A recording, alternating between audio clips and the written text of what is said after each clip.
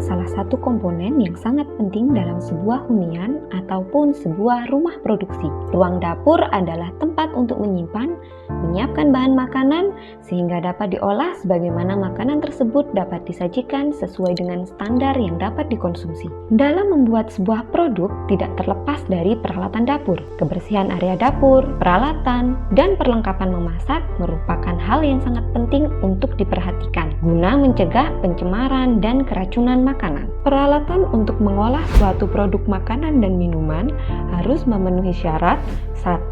Tidak mudah berkarat atau anti karat. 2. Keras, tidak mudah pecah. 3. Tidak menyerap bahan-bahan makanan. 4. Permukaannya halus sehingga mudah untuk dibersihkan.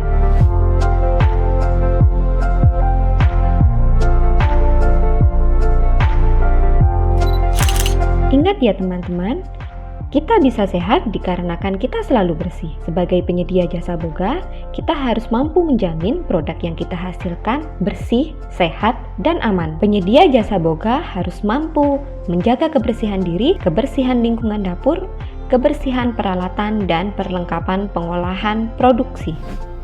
Sebenarnya apa sih tujuan dari membersihkan dan sanitasi peralatan? Tujuannya adalah 1. Agar peralatan yang kotor menjadi bersih kembali dari sisa makanan dan debu. 2. Mencegah kontaminasi silang pada makanan, baik pada tahap persiapan, pengolahan, dan penyimpanan. 3. Mencegah bahaya yang ditimbulkan oleh material peralatan. 4. Memperpanjang masa pemakaian alat. Dan yang terakhir adalah menjamin keamanan dan keselamatan. Di dalam sebuah dapur tentunya terdapat berbagai jenis peralatan dapur yang umum kita gunakan untuk mengolah sebuah produk makanan atau minuman. Yuk kita pelajari bersama jenis-jenis peralatan dapur berdasarkan bahan baku pembuatannya. Jenis peralatan dapur yang pertama adalah kaca atau porselin.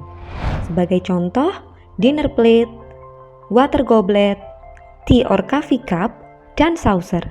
Alat-alat ini biasa kita gunakan untuk menyajikan makanan dan minuman. Selanjutnya adalah besi berlapis. Lapisan yang digunakan adalah teflon. Contohnya adalah saucepan. Saucepan ini biasa digunakan untuk mengolah makanan dengan porsi kecil. Contohnya seperti olahan telur, misal scrambled egg, sunny side up, dan omelet.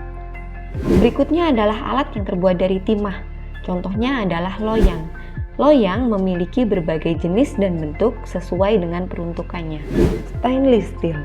Contohnya adalah stockpot dan saucepot.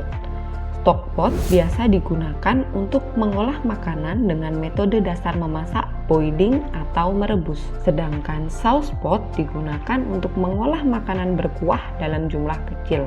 Jenis peralatan dapur selanjutnya adalah peralatan dapur yang terbuat dari plastik. Contohnya adalah mixing bowl, kom adonan, atau baskom. Ingat ya teman-teman, alat terbuat dari plastik tidak tahan panas. Jadi, bijaklah dalam memilih dan memilah peralatan yang digunakan untuk memasak. Alat yang terbuat dari keramik, contohnya adalah saucepan. Alat yang terbuat dari keramik memiliki karakteristik sifat anti lengket yang dimanfaatkan untuk mengolah berbagai jenis olahan saus, baik saus manis maupun savory saus.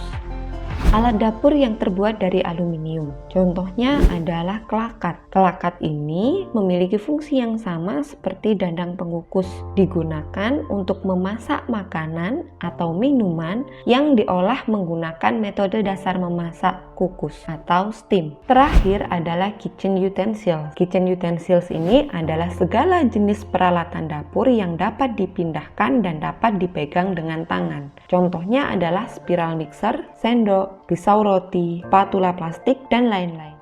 Setelah kita mempersiapkan peralatan pembersih, selanjutnya kita akan mempersiapkan bahan kimia pembersih. Yang pertama adalah sabun cair. Sabun cair ini cocok digunakan untuk segala jenis peralatan dapur. Yang kedua adalah vim atau abu gosok. Di pasaran ada yang menjual vim atau abu gosok murni, ada juga yang sudah diformulasikan khusus dengan campuran deterjen. Vim atau abu gosok ini digunakan untuk mencuci peralatan yang terbuat dari timah dan aluminium. Sebelum kita memulai kegiatan membersihkan dan sanitasi peralatan dapur, kita harus mempersiapkan alat pembersih peralatan dapur. Di antaranya adalah kitchen sink, spons dan sabut, hand brush, soft cloth, dan garbage bin.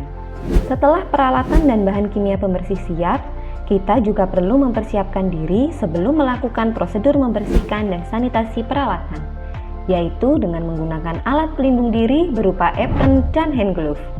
Gunakan apron yang tahan air ya. Teman-teman juga harus membedakan apron untuk kegiatan membersihkan peralatan dan apron untuk memasak.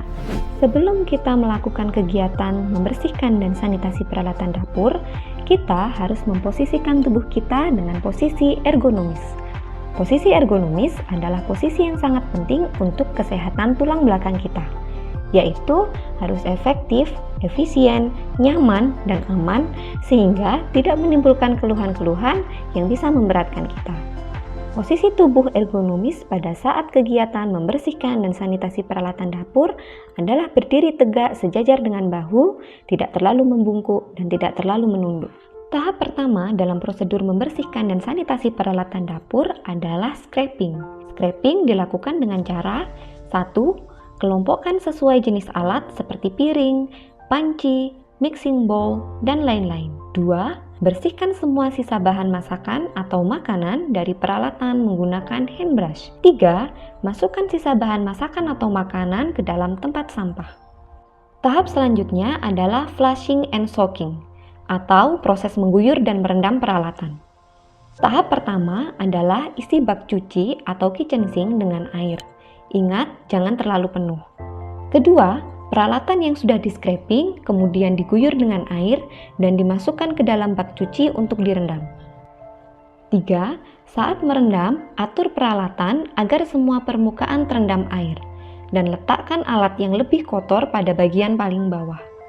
Selanjutnya adalah washing atau pencucian peralatan. Tahapannya adalah 1. Cuci satu persatu peralatan menggunakan alat dan bahan pembersih sesuai dengan peraturan produsen dan sesuai dengan SOP yang tersedia. Kedua, gosok semua permukaan peralatan menggunakan alat pembersih sampai bersih. 3. Pastikan tidak tampak kotoran, tidak terdapat benda atau zat yang menempel pada permukaan peralatan. Setelah mencuci, tahap berikutnya adalah membilas atau rinsing. Tahapannya adalah bilas seluruh peralatan dengan air bersih yang mengalir sambil menggosok dengan tangan sampai terasa kesat atau tidak licin. Tahap selanjutnya adalah sanitasi. Sanitasi dapat dilakukan dengan cara merendam peralatan dengan air panas pada suhu 80 derajat Celcius selama 2 menit atau suhu 100 derajat Celcius selama 1 menit.